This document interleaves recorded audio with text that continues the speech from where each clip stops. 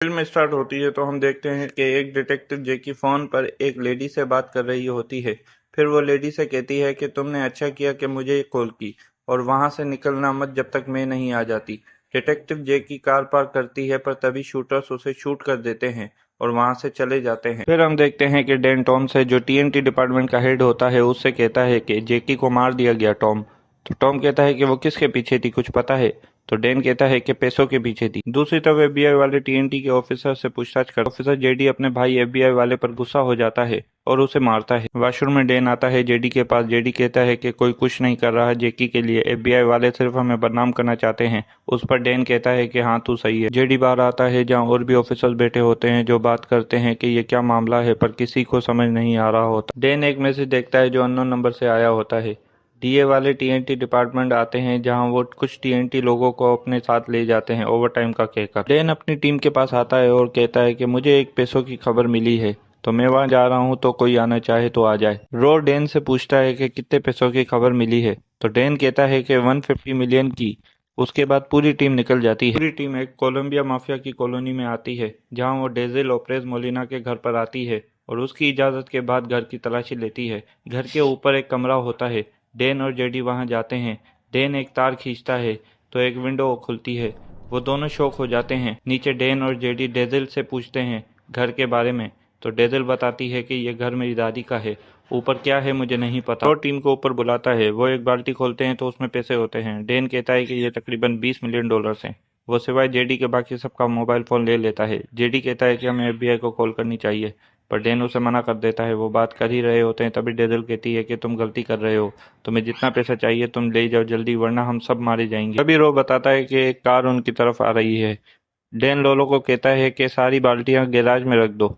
Dan और JD बाहर आते हैं तो वो एक पुलिस की कार होती है, पर डैन और जेडी उन्हें भगा देते हैं। पर डैन और जेडी अलर्ट भी हो जाते हैं। डैन रो को बाहर की सिक्योरिटी के लिए भेजता है, पर रो बाहर जाकर किसी को मैसेज कर देता है। अंदर डैन डेजी से पूछताछ करता है कि ये पैसे कहाँ से आए, तो डेजी बताती है कि वो लोग घर में घुसे और पैसे रखकर चले गए, मैं उन्हें नहीं जानती। तभी एक कॉल आती है जो जेडी अटेंड करता है। कॉल पर आदमी कहता है कि वहां से निकल जाओ, तुम्हारे पास 30 मिनट हैं।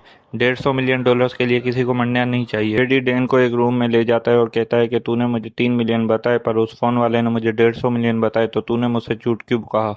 तो डैन कहता है कि क्या उसने तुझे 150 मिलियन बताए? तो जेडी कहता है कि हाँ, मुझे वो मैसेज दिखा। जिस पर डैन कहता है कि मेरे पास वो नहीं। जिस पर जेडी गुस्सा हो जाता है और वहां से चला जाता है। जेडी डीए को कॉल करता है और डैन के बारे में बताता है, जिस पर डीए कहता है कि डैन का दिमाग खराब हो चुका है, मैं वहीं आता हूँ। अंदर डैन टीम से कहता है कि अगर कुछ पैसे चाहिए तो चुरा लो भले, पर डेजिल वो सब सुन लेती है। बाहर रो को लाइट्स का पैटर्न दिखाई देता है जो वो जेडी को भी दिखाता है। जेडी वहां जाता है और रो को घर पर भेज देता है। डैन अपने मेजर को पैसों का बताता है। डेजिल रो को डैन का प्लान बताती है, पर डैन वहां आ जाता है और रो के साथ बाहर जाता है। तभी एक और कॉल आती है। वो कहता है कि मेरी बात सुनो, 10 मिनट है तुम्हारे पास, वहां से निकल जाओ। बाहर डैन रो से पूछता है क्या तुम गद्दार हो, तो रो कहता है कि नहीं।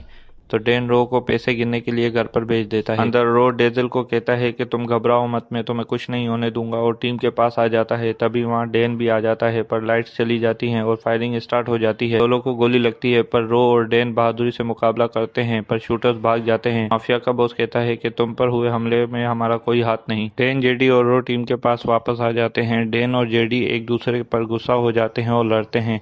जेडी चला जाता और डैन रो को लड़की को देखने के लिए भेजता है, पर रो देखता है कि उसका फोन गायब था। बाहर जेडी डीए को कॉल करता है और पूछता है कि कहाँ हो, तो डीए कहता है कि हम रास्ते में ही हैं। अंदर डैन एक नंबर टीम को दिखाता है और कहता है कि इसे याद कर लो, पर तभी घर में आग लग जाती है, पर वहां डीए भी पहुंच जाता है। डैन और जेडी दोबारा एक दूसरे से लड़ते हैं, पर डीए दोनों को चुप करवा कर अपने साथ ले जाता है। कार में डैन और जेडी एक दूसरे पर गन निकाल लेते हैं। जेडी मेजर को कॉल करने का कहता है और कहता है कि डैन तो उन्हें पहले ही बता चुका है। जिस पर डैन कहता है कि हाँ, मैं उन्हें बता चुका हूँ।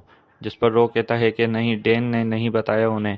तो डैन कहता है कि तुझे कैसे पता कि मैंने उन्हें नहीं बताया, और तूने मेरे पहले सवाल का भी जवाब नहीं दिया था, क्या तू गद्दार है? डैन कहता है कि मैंने सिर्फ तुझे 150 मिलियन बताए थे और कॉल वाले ने भी 150 मिलियन कहे, तो ये इत्तेफाक नहीं। जिस पर रो कहता है कि मेरा फोन तो तूने ले लिया था ना। जिस पर जेडी कहता है कि तू बर्नर इस्तेमाल कर रहा था।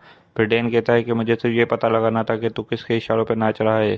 तभी रो जेडी से बर्नर मांगता है और कॉल लगाता है जो डीए को लगती है, पर तभी ड्राइवर कार रोक देता है और फायरिंग करता है, पर जेडी ड्राइवर को मार देता है। डीए जेडी डैन और रो को गन पर रखता है और एसयूवी से एक और ड्राइवर आता है जो कार ड्राइव करता है, पर तभी जेडी को अपने एफबीआई वाले भाई की कॉल आती है। रो डीए को शूट करता है और पैसों का बैग लेकर भागता है। डैन रो का पीछा करता है और जेडी डीए का पीछा करता है। जेडी डीए की कार को नीचे गिरा देता है और डीए को बैग खोलकर दिखाता है जिसमें पैसे नहीं मैगजीन होती हैं।